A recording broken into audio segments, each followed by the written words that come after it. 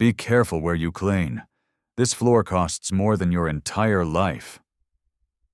Clara Collins's voice cut through the marble lobby like a knife through silk. 26 years old. Trophy wife to CEO Victoria Miles. Face that belonged on magazine covers. Heart that belonged in a dumpster. Did you hear me?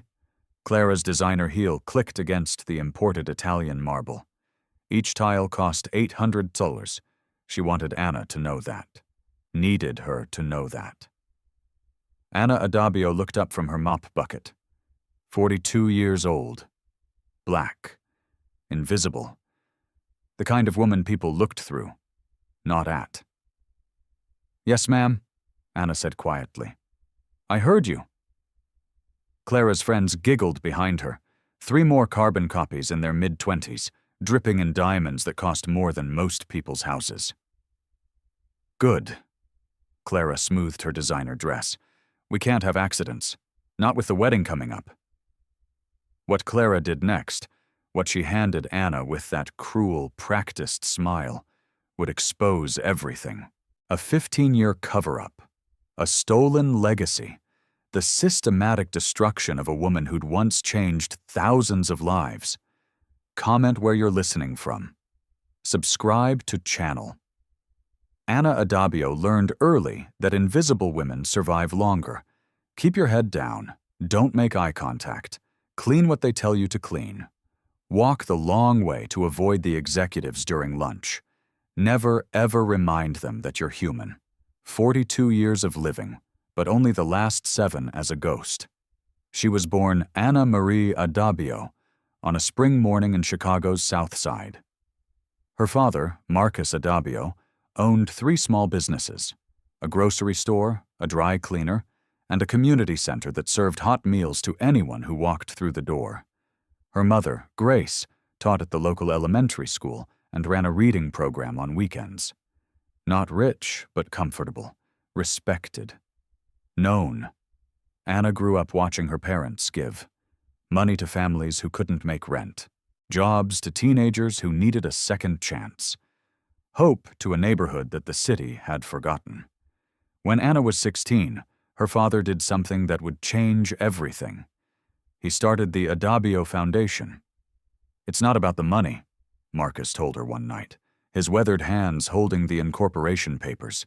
It's about the legacy, about making sure our people have what they need to rise. The foundation started small. 5 scholarships for local high school students. Grew to 20, then 50. Mentoring programs, job training, community gardens, GED classes. By the time Anna was 25, the Adabio Foundation was awarding over 200 scholarships a year, running 6 community centers, and employing 73 people. Anna became the director when she was 28. Her father's health was failing, and he wanted to know the foundation was in good hands. You were born for this, baby girl, he'd said, transferring the title. You've got your mama's heart and my stubborn streak. This foundation will outlive us all. He was wrong. But here's what nobody knew. Mini cliffhanger. The foundation's accountant, a man named Richard Chen, who'd been with them for 12 years, had been stealing. Not just thousands, millions. Creating fake vendors, forging signatures, moving money through shell companies Anna had never heard of. By the time they discovered it, it was too late. The foundation's accounts were empty. Richard was gone, fled to somewhere with no extradition treaty. And somehow, impossibly, all the fake companies, all the fraudulent transactions, they all had Anna's name on them. Her signature, her social security number, her authorization. I didn't sign these, Anna told the lawyers, the police, the prosecutors. I've never seen these companies. I didn't take this money. Nobody believed her. The investigation took 3 years. 3 years of her parents watching their legacy crumble. 3 years of community members. People they'd helped, people they'd fed, people they'd loved, turning away, whispering, believing Anna had stolen from them. Her father's heart attack came during year 2. He died believing his daughter had destroyed everything he'd built. Her mother lasted another 6 months. Cancer that had been in remission came back with a vengeance. Or maybe it was just grief. Anna would never know. By the time the investigation concluded, no charges filed, insufficient evidence, case closed. Anna had nothing left. No parents, no foundation, no money, no reputation, just debt. Mountains of debt from lawyers and accountants and investigators trying to prove her innocence. And a new identity. The woman who stole from her own community. She moved from Chicago to New York. Changed nothing about her name because changing it felt like admitting guilt. Found the only job someone with her reputation could find. Cleaning. This is when everything changed. The Millennium Tower stood 63 stories tall in the heart of Manhattan's financial district. Glass and steel and money. So much money you could smell it in the air conditioning. Anna had been cleaning there for 3 years. Night shift, mostly. 11 p.m. to 7 a.m. Offices, bathrooms, hallways, making the workspace pristine for people who wouldn't notice if she died at her mop bucket. She'd learned the hierarchy fast. Investment bankers on floors 40, 50 would walk past her like she was furniture. Tech startup founders on floors 30, 39 would occasionally nod, performance wokeness. Executive suites on floors 55, 63 wouldn't even register her existence unless she made a mistake. Clara Collins worked, if you could call it that, on floor 60. Assistant to her wife, CEO Victoria Miles. A title that meant nothing, paid everything, required showing up 3 days a week to look decorative. Their first interaction had been 2 months ago. Anna was cleaning the executive bathroom. Real marble, gold fixtures, the kind of opulence that made you forget you were in an office building. Clara had walked in, seen Anna, and frowned. "You're new," Clara had said. Not a question, an accusation. "No, ma'am. I've been here 3 years." Clara had checked her makeup in the mirror, reapplied lipstick that cost $85 a tube. "Well, just make sure everything's perfect. Victoria has investors coming tomorrow." Anna had nodded. Kept cleaning. That should have been the end of it. But Clara Collins had a talent for cruelty. The casual kind. The kind that didn't even register as cruelty to people like her because people like Anna weren't really people at all. What happened next will shock you. The comments started small. "Oh, you missed a spot?" Anna hadn't. "This bathroom smells funny. What are you using?" The same industrial cleaner she'd used for 3 years. "Can you come back later? I have a call." It was 2 a.m. Nobody had calls at 2 a.m. Then the friends started coming around. Clara's little entourage of 20-something trust fund babies who treated the executive floor like their personal country club. They'd sit in the break room, the nice one, with the espresso machine and the view, and talk about Anna like she wasn't 10 feet away, mopping their spills. "Does she even speak English?" one of them had asked last week.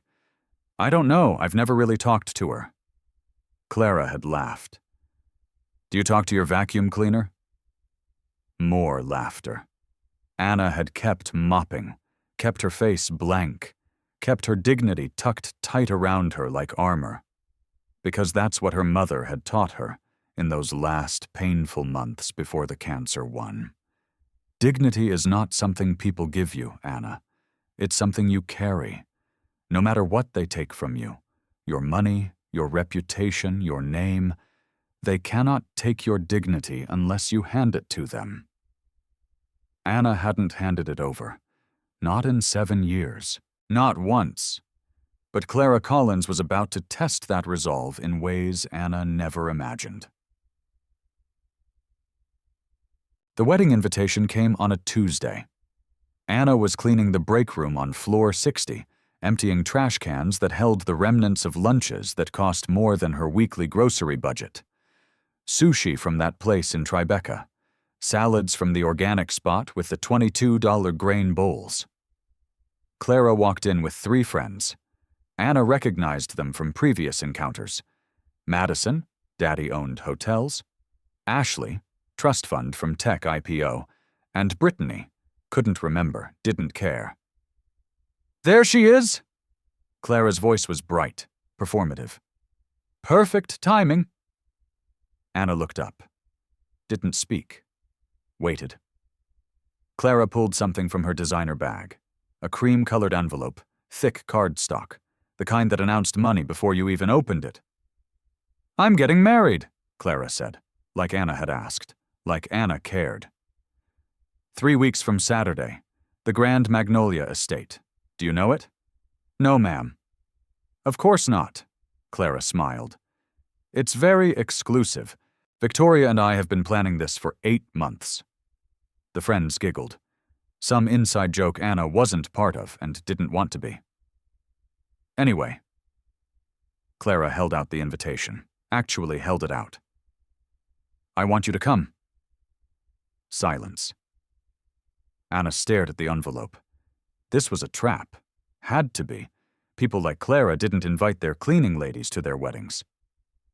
"Ma'am, I don't think—" No, I insist." Clara's smile got wider. Sharper. "It would mean so much to have you there. You work so hard. You deserve a night of luxury." The friends were barely containing their laughter now. "Just wear something nice," Clara continued, pressing the invitation into Anna's hand. "Maybe not your uniform. We don't want the other staff getting confused."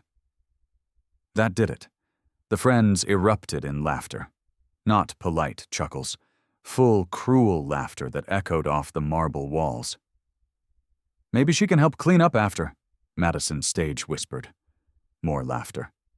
Clara winked at Anna. Actually winked. "See you there!" They left in a cloud of expensive perfume and entitled giggles. Anna stood alone in the break room, holding the invitation like it might explode. Her hands were shaking. Not from fear, from rage. Pure, distilled, 7 years in the making rage. That was her first mistake. Anna didn't open the invitation until she got home. Home was a 4th-floor walk-up in Washington Heights. The elevator hadn't worked in 6 years. The heat was inconsistent. The neighbors were loud. But the rent was $1,800 a month, and that was all Anna could afford after sending money to pay down the debts that still followed her from Chicago. She climbed the stairs slowly. Her knees ached. 42 wasn't old, but 7 years of night shifts and physical labor had aged her body in ways that didn't show in mirrors. Inside her apartment, studio, 400 square feet, everything she owned visible from the doorway, Anna sat on the edge of her bed and opened the envelope. The invitation was beautiful. Embossed. Gold leaf. Font that probably had a French name. "Clara Collins and Victoria Miles request the honor of your presence, Grand Magnolia Estate black tie, 3 weeks from Saturday, 7 p.m. Black tie?" Anna laughed. Actually laughed. The sound bitter and broken in the quiet apartment. Black tie. Clara knew damn well Anna didn't own anything that qualified as black tie. Knew she couldn't afford it. Knew this invitation was a joke designed to humiliate. Show up in her Sunday church dress, the only nice thing she owned, and become entertainment for Clara's wealthy friends. Or don't show up and prove she knew her place. Either way, Clara won. Anna set the invitation on her tiny kitchen counter. Looked around her apartment, at the second-hand furniture. The clothes hanging in the closet that barely qualified as a closet. The photos on the wall, the only things of value she still owned. Her parents, young, smiling, standing in front of the first Adabio Foundation Community Center. 1998, before everything fell apart. Another photo, Anna at 28, accepting some award for community service. Wearing a dress that had cost $400, surrounded by people who respected her, loved her, believed in her. She looked like a different person, confident, powerful, seen. They have no idea who I really am, Anna whispered to the empty apartment. The photographs didn't answer. But somewhere in Anna's chest, something shifted. Something that had been buried under 7 years of survival and silence and invisible labor. Pride. Not the destructive kind. The kind her mother had carried, the kind that said, "I am worth more than your cruelty.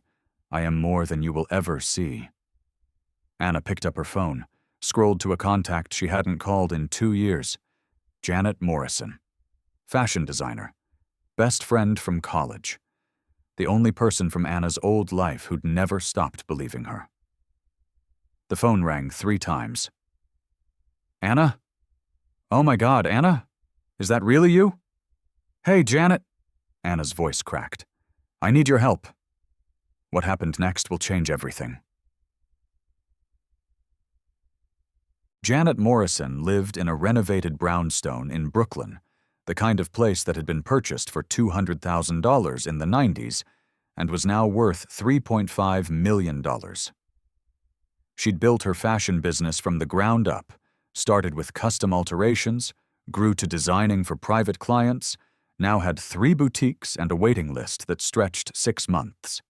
She'd offered Anna money during the investigation, offered a job, offered a place to stay. Anna had refused it all. Pride, maybe, or shame, or the bone-deep certainty that accepting help meant admitting she couldn't survive on her own. But this was different. This wasn't about survival. This was about showing Clara Collins and everyone like her that Anna Adabio wasn't invisible, wasn't powerless, wasn't less than. Janet opened her door wearing paint-splattered overalls and a smile that could light up a stadium. Get in here. She pulled Anna into a hug that smelled like jasmine and expensive coffee. 7 years and you look exactly the same. I look tired. Tired is just another word for seasoned. Janet pulled back, held Anna at arm's length. Now tell me everything, and I mean everything. They sat in Janet's kitchen. White marble counters, professional-grade appliances, the kind of space Anna used to have in a different life. And Anna told her. The invitation. Clara's cruelty. The trap. She wants me to be entertainment, Anna said. Show up looking out of place. Let her friends laugh. Prove I know my place. Janet's expression had gone from sympathetic to calculating. She stood up, started pacing. When is this wedding? 3 weeks from Saturday. Black tie? Yes. Grand Magnolia Estate. I know the venue. Did a dress for a bride there last year. Old money. Real old money.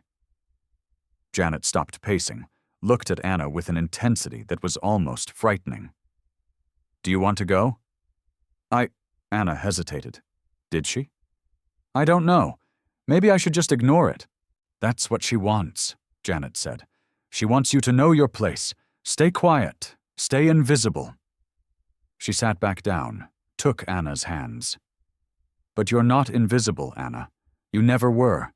The Adabio Foundation changed thousands of lives. Your parents were heroes. You were a hero. That's over. It's not over until you say it's over. Janet squeezed her hands. And I think showing up to that wedding, looking like the queen you actually are, might be the most revolutionary thing you've done in 7 years. Anna felt something in her chest.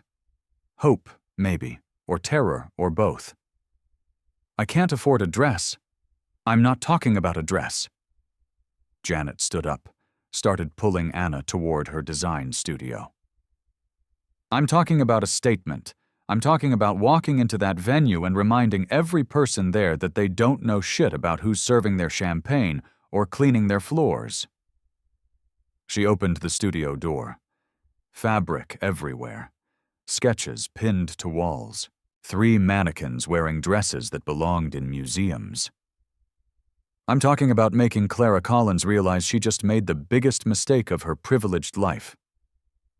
Janet grabbed a sketch pad, started drawing with quick, confident strokes. "We have 3 weeks. That's enough time to create something they'll never forget." Anna watched the sketch take shape. A dress, not just any dress. A gown. Simple lines. Elegant. Powerful. The kind of dress that didn't scream for attention because it didn't need to. The kind of dress that made people stop and stare and wonder who you were. "Janet, I can't let you—" "You're not letting me do anything. I'm doing this because you're my friend. Because what they did to you was bullshit. Because your parents would have done the same for me." Janet looked up from her sketch. "And because I'm tired of watching you disappear." Anna felt tears burning behind her eyes. Couldn't speak, could only nod. "Good." Janet went back to sketching. "Now, let me tell you what we're going to do. Comment where you're listening from. Have you ever been underestimated?" The next 3 weeks became a strange kind of dream.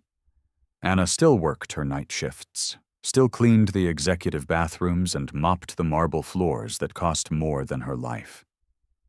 Still nodded politely when Clara walked past with her friends, their giggles following Anna down the hallway like ghosts. But now there was something else. Fittings on Sunday afternoons at Janet's studio, the dress taking shape piece by piece, deep emerald green silk that moved like water, hand-beaded details that caught the light, a neckline that was modest but powerful.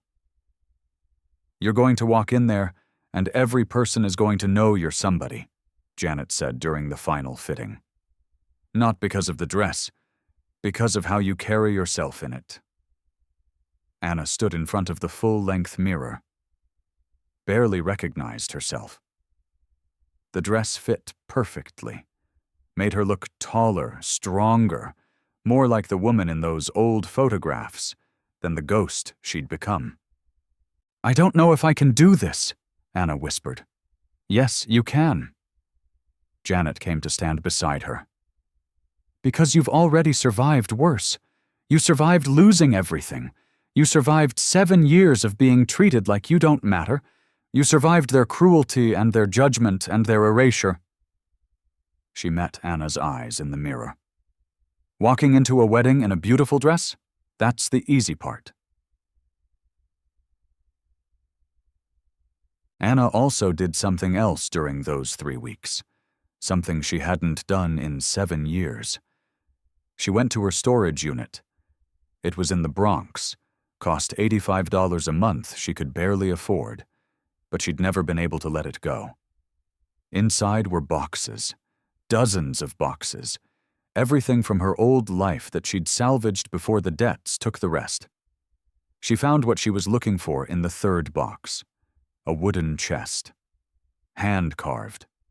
Her father had made it when Anna was 12, taught her how to sand the wood, how to oil it, how to make something beautiful with your own hands. Inside the chest, photographs, certificates, letters, evidence of a life that Clara Collins and everyone like her knew nothing about. Anna sat on the floor of the storage unit, surrounded by boxes, and went through them one by one. Photo. Anna, at 19, standing next to her father at the ribbon cutting for the second community center. Certificate. Anna Adabio, founder and director, Adabio Foundation. Letter. Dear Ms. Adabio, I wanted to thank you for the scholarship. I'm the first person in my family to go to college. Your foundation changed my life. There were hundreds of letters like that. Hundreds of lives changed. Thousands of people helped. All of it forgotten. Buried. Erased by scandal and lies and money stolen in her name. Anna carefully packed the most important items into her bag. The certificate, a few photos, a letter from the mayor of Chicago thanking the foundation for its service to the community. Evidence, not for a court, for something else, for herself. This is when everything changed. The night before the wedding, Anna couldn't sleep. She lay in her narrow bed, staring at the ceiling, listening to the sounds of the city that never really slept. Sirens, voices, music from the bar 3 buildings down. In her closet hung the dress, emerald green, perfect, terrifying. Tomorrow night she would walk into the Grand Magnolia estate, would face Clara Collins and her friends and everyone like them, would either prove she was more than they thought or confirm every cruel assumption they'd ever made. Her phone buzzed. Text from Janet. "You awake?" "Yeah." "Nervous?" "Terrified." "Good. Fear means you care. You got this, Queen. Call me when you're getting ready. I'm coming over to do your hair." Anna smiled in the darkness. Set the phone down. Thought about her mother. What she would say if she were here. Probably something like, "Baby girl, you were born for this. Not the dress, not the party. The moment when you remind them who you really are." Anna closed her eyes. Tomorrow. Saturday arrived too fast and not fast enough. Anna called in sick to work. The first time in 3 years. Spent the day cleaning her apartment, ironic, doing laundry, preparing like she was going to war. Because in a way, she was. Janet arrived at 4 p.m. with a professional makeup artist named Simone, and enough hair products to stock a salon. "Sit," Janet commanded. "Don't move, don't talk. Just let us work." 3 hours later, Anna stood in front of her bathroom mirror. The same mirror where she'd watched herself disappear over 7 years, and didn't recognize the woman staring back. Hair swept into an elegant updo. Makeup subtle but perfect. The dress catching the fading daylight from her single window. She looked like herself again. Not the 28-year-old foundation director. Something different, something stronger. Someone who'd survived the worst and come out whole. "Oh, Anna." Janet's voice was thick with emotion. "Your mama would be so proud." Anna touched the necklace at her throat. The only piece of jewelry she'd kept through everything. Her mother's. Simple gold chain with a small cross. "Thank you," Anna whispered, "for all of this." "Don't thank me yet." Janet handed her a clutch purse. "Thank me after you walk in there and blow their minds." The car service arrived at 6:30. Another gift from Janet, though she'd disguised it as something else. "You can't take the subway in that dress. Let me handle it." Anna climbed into the black town car, the dress pooling around her like water. The driver glanced in the rearview mirror. "Grand Magnolia Estate?" "Yes." "Big wedding there tonight. You know the couple?" Anna almost laughed. You could say that. The drive took 45 minutes. Through Manhattan, across the bridge, into the kind of neighborhood where houses had names instead of numbers. The Grand Magnolia Estate sat on 20 acres of manicured grounds, white columns, sweeping staircases, gardens that probably employed a dozen people year-round. Old money. The kind that didn't need to prove itself. The kind that would look at Anna, at who she appeared to be, at the color of her skin, at the assumptions they'd make, and write her off in seconds. The car pulled up to the entrance. A valet opened Anna's door. She stepped out, and every person within eyesight turned to stare. What happened next will shock you. Anna had forgotten what it felt like to be seen. Not looked at, not glanced at. Seen. The way people's eyes followed her as she walked up the stairs. The way conversations paused. The way the woman checking invitations at the door actually smiled, genuinely smiled, and said, "Welcome. You look absolutely stunning."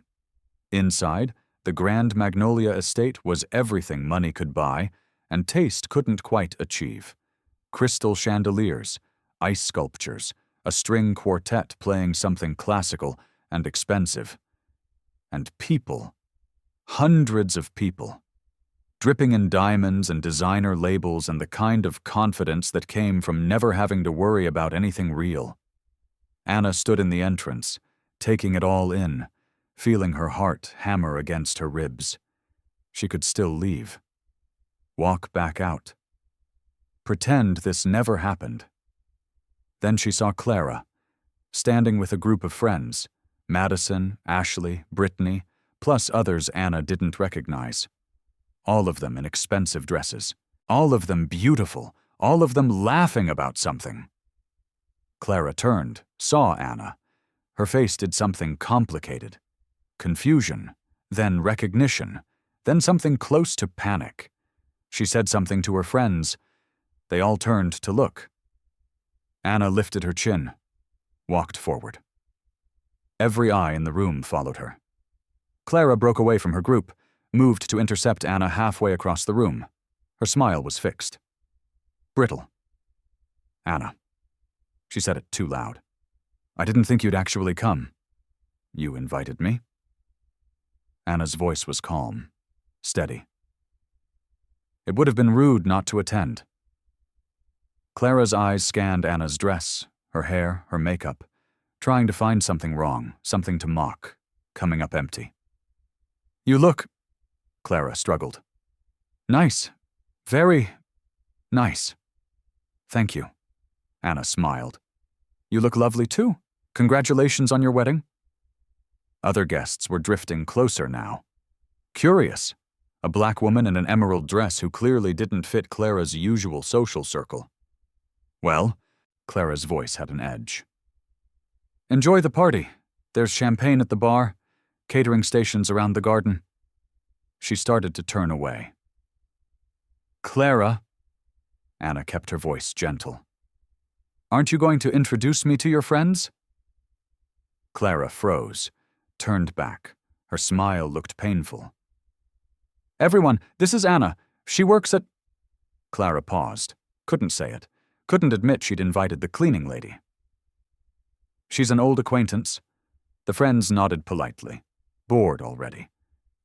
Actually, a voice said from behind Anna and I go way back. Anna turned. An older man, 70s maybe, black, well-dressed, leaning on a cane, stood smiling at her. His face was familiar, but Anna couldn't place it. I'm sorry, Anna said. Do we know each other?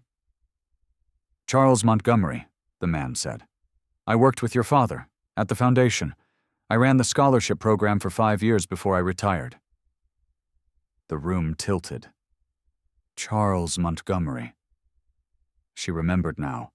One of her father's oldest friends. He'd testified during the investigation, had tried to help prove Anna's innocence. Mr. Montgomery. Anna's voice was barely a whisper. Is that really you, Anna Adabio? Charles came closer, leaning on his cane. My God, I haven't seen you since the investigation. Anna finished. Yes. Clara was watching this exchange with growing confusion. Investigation, she repeated. Charles ignored her, kept his eyes on Anna. Your father would be so proud to see you here, standing tall. You look just like your mother, you know. Grace had that same quiet strength.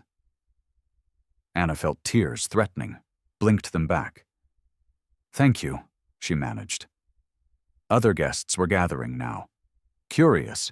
An old black man talking to a young black woman about fathers and foundations and investigations. Wait, someone said. Did you say Adabio, as in the Adabio Foundation? Charles turned. You know it? Of course. My cousin got a scholarship from them. Changed his whole life. Went to Howard, became a doctor.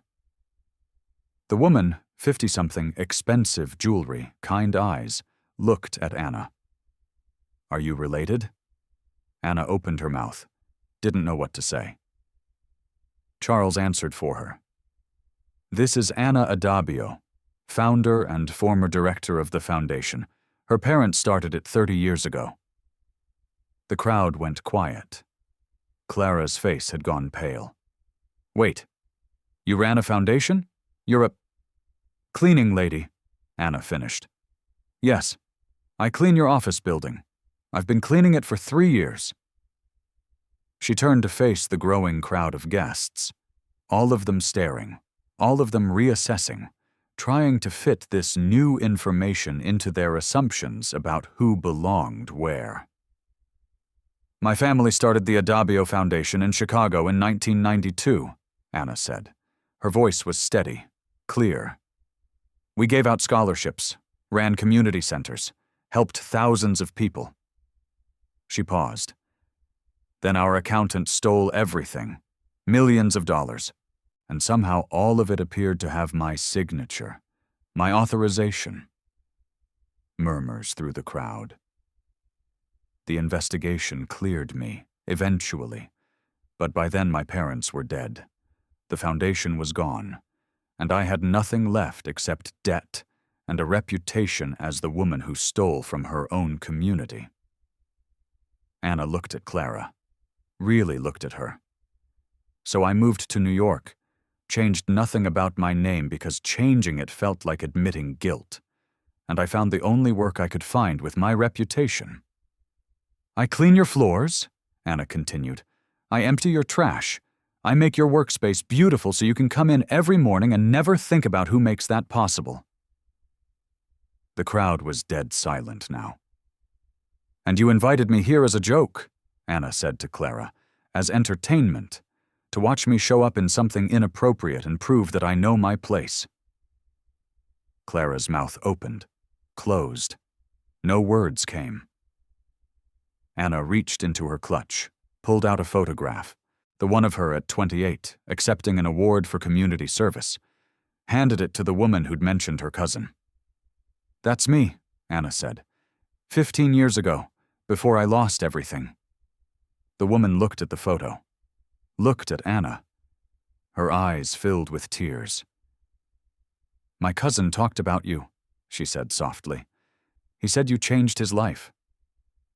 Anna pulled out another photo, her father standing in front of the first community center, handed it to Charles.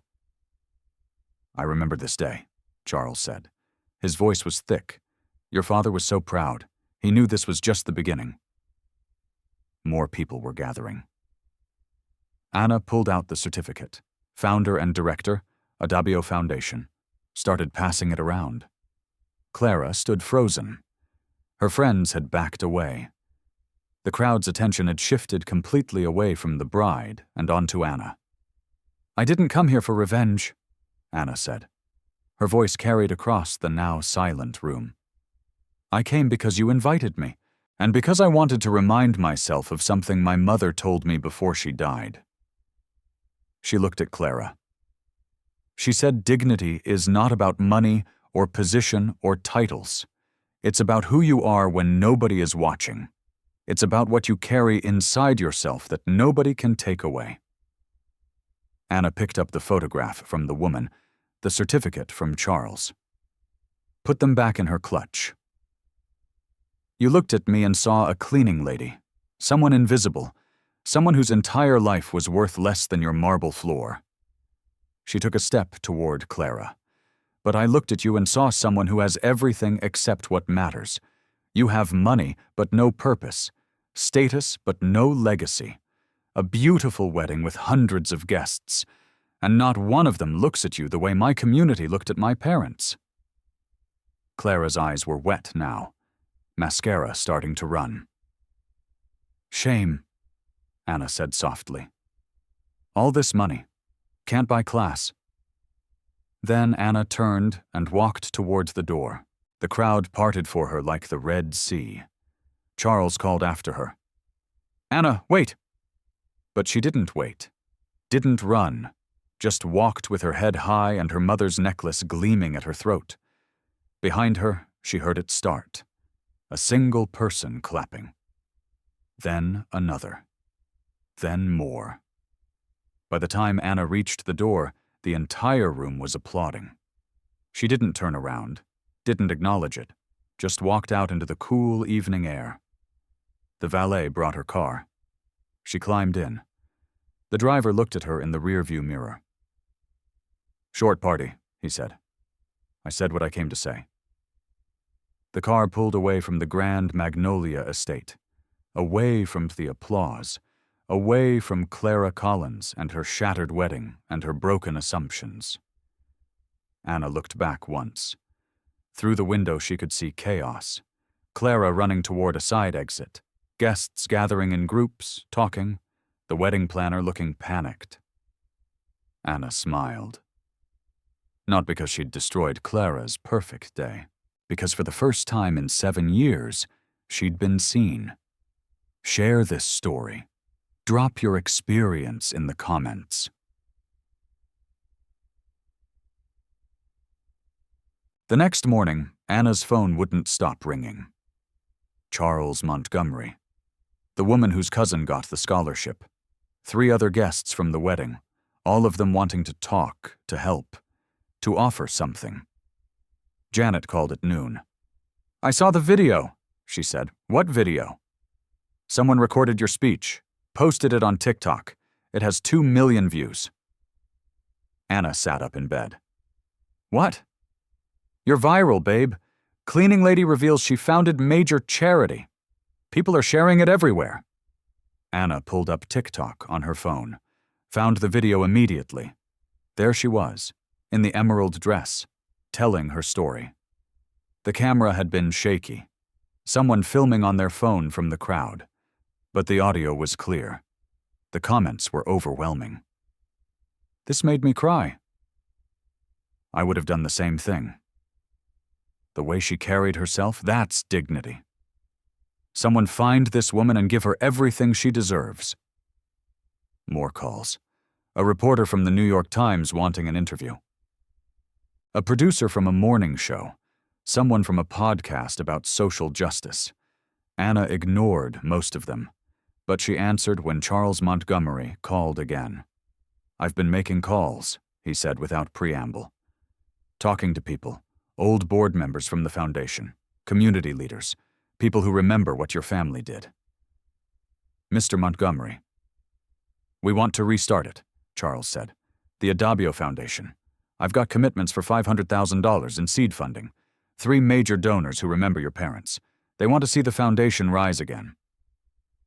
Anna couldn't speak. "But we need you," Charles continued, "not as a figurehead, as the director, the real director, the one who knows what the community needs because you've been part of it, because you've survived in ways most of us can't imagine."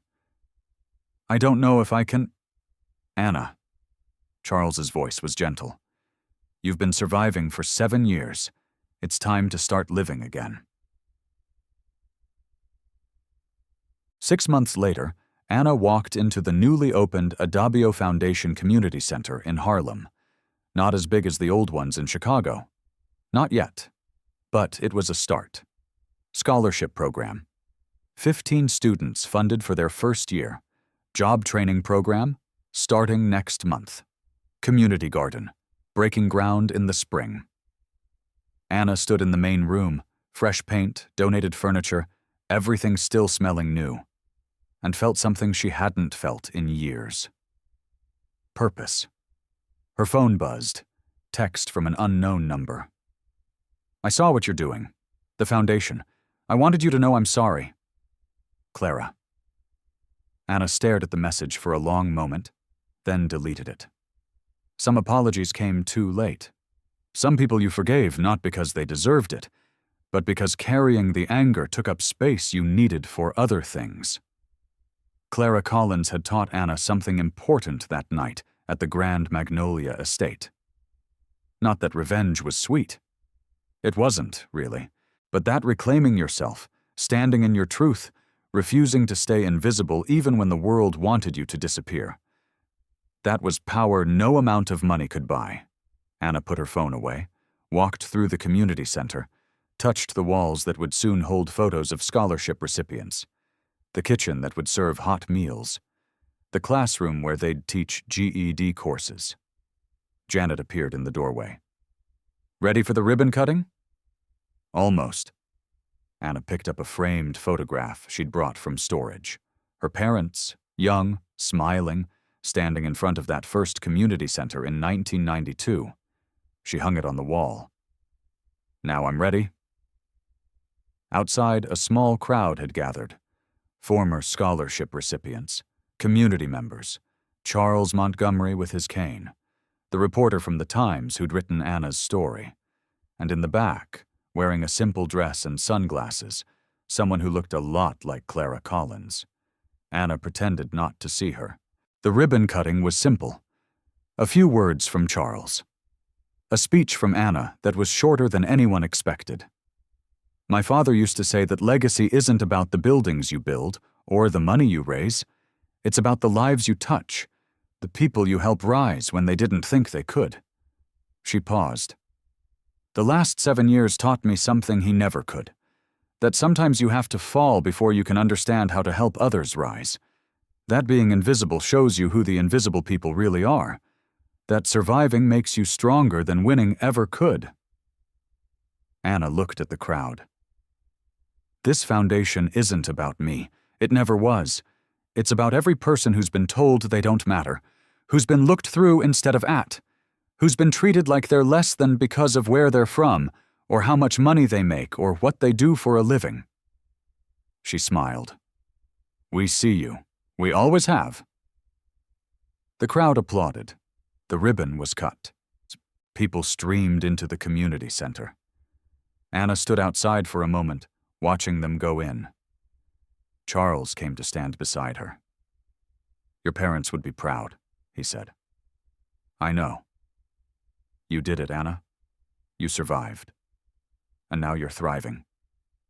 Anna thought about Clara Collins standing in the back of the crowd, about the marble floors she used to clean, about the 7 years of being invisible.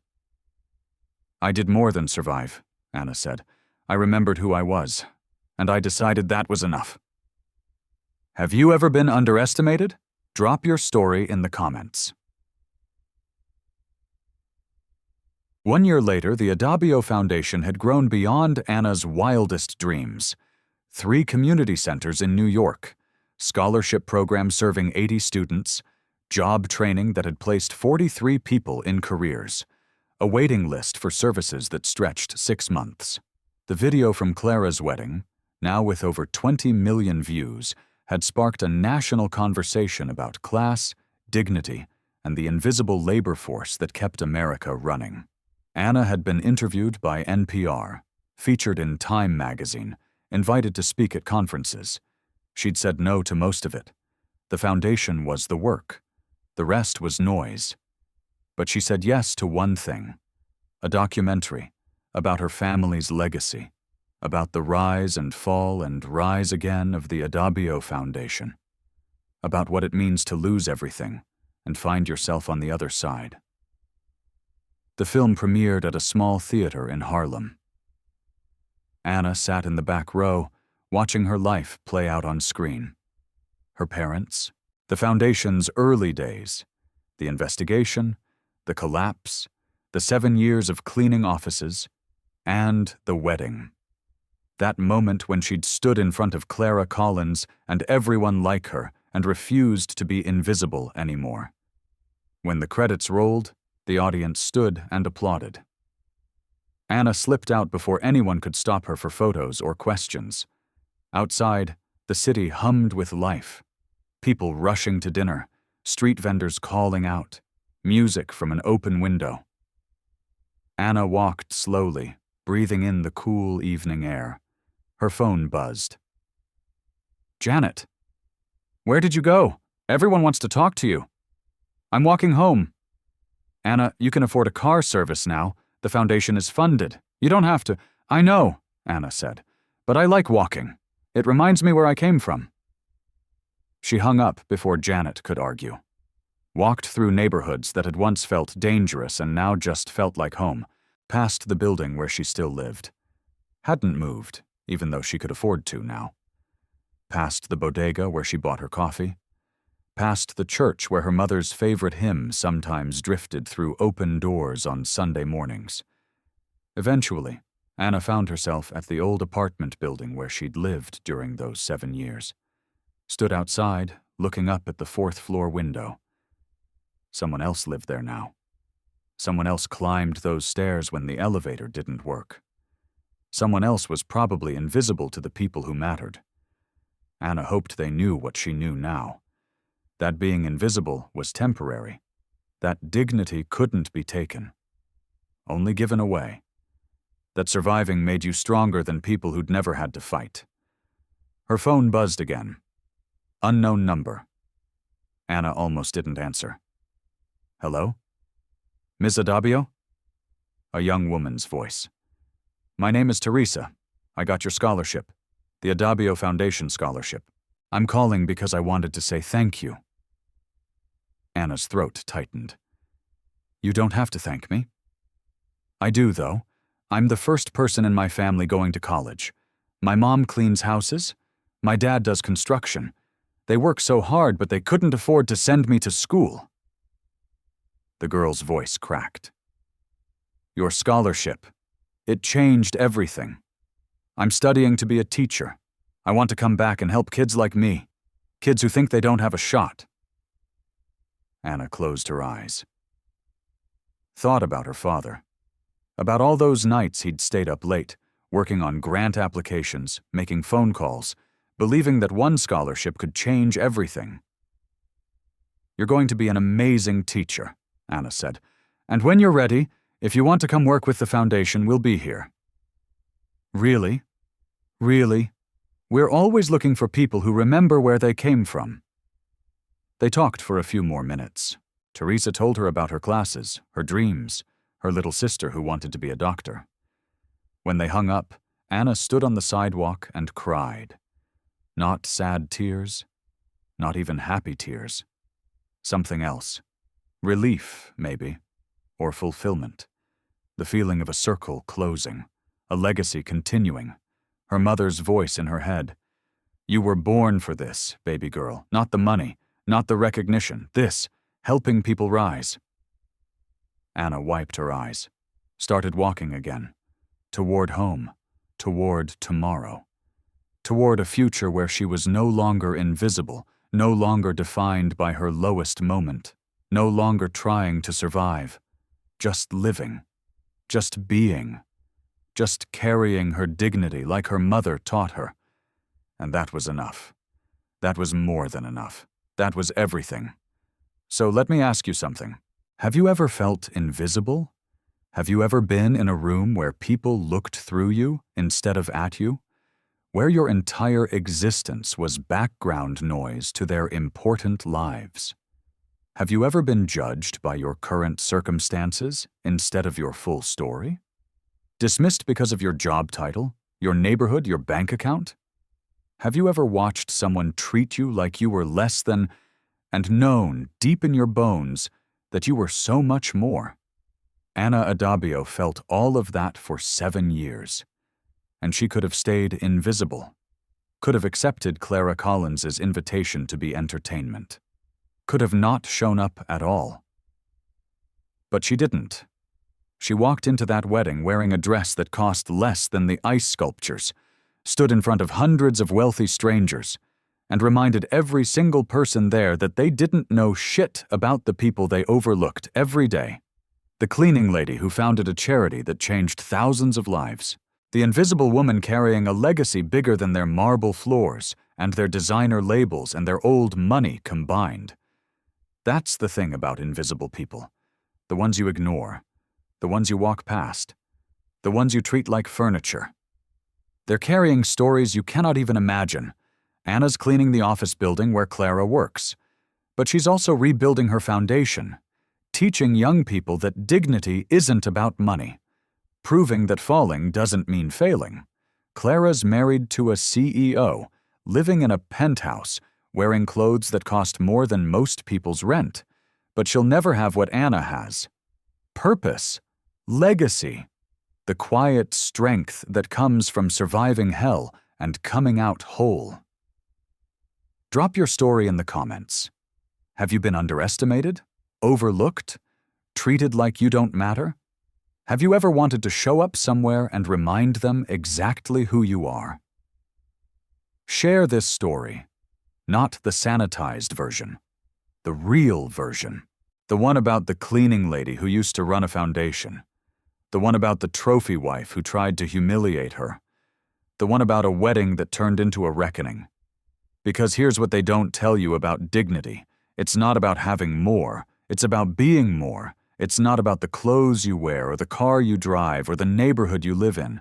It's about who you are when nobody's watching, when you're mopping floors at 3 a.m., when you're crying in your tiny apartment, when you're surviving on hope and stubbornness and your mother's wisdom. Ana Adabio learned that the hard way. She lost everything: her parents, her foundation, her reputation, her place in the world, and she gained something nobody could ever take away: herself. The Adabio Foundation is real now. 3 community centers and growing. 80 scholarships this year. Hundreds of lives changed. Clara Collins is still married to her CEO, still living in luxury, still posting perfect photos on Instagram. But she knows. Every time she walks into that office building, past the janitors cleaning the marble floors, she knows. You never really know who's mopping your floor. You never really know whose life you're dismissing with your careless cruelty. You never really know when the invisible woman is actually a queen. Subscribe to channel. Stay just. Stay loud. Stay free. And never, ever let them convince you that where you are now is all you'll ever be. Ana Adabio didn't. Neither should you. Neither.